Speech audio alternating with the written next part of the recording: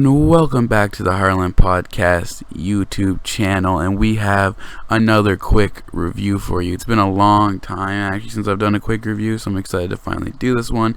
This one is for Palm Springs, one of my favorite movies this year. A little spoiler, I guess, the review.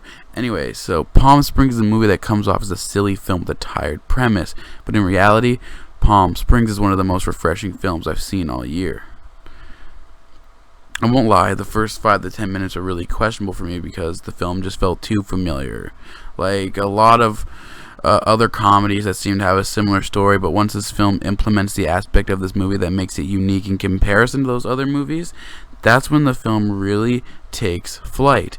Palm Springs stands out compared to other films that have also used this endless day storytelling trope because it implements it into the story in a very clever way, and it shows when you have the right idea to match with the trope, it can be something that really works for a film.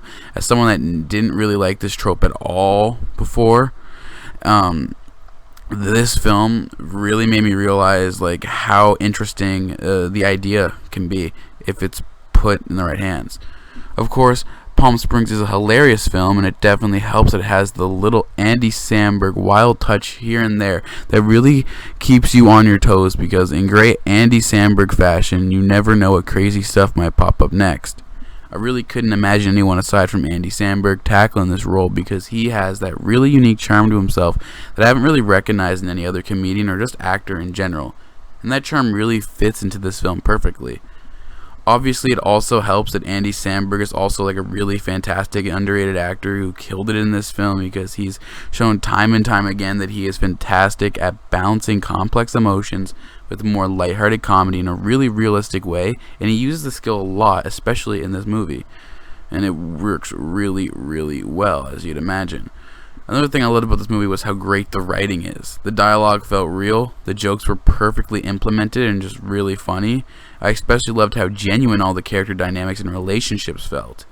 I mean, the film is just really well written, and that especially goes for the story. I'm a huge story guy, and I'm always impressed when a film's able to take two hugely complex, real, and delicate themes and successfully do each of the themes justice equally, in a way where you can leave the film not only satisfied in how the film went, but also leave the film thinking about yourself and your own life afterwards because of how connected you felt to the film. This film isn't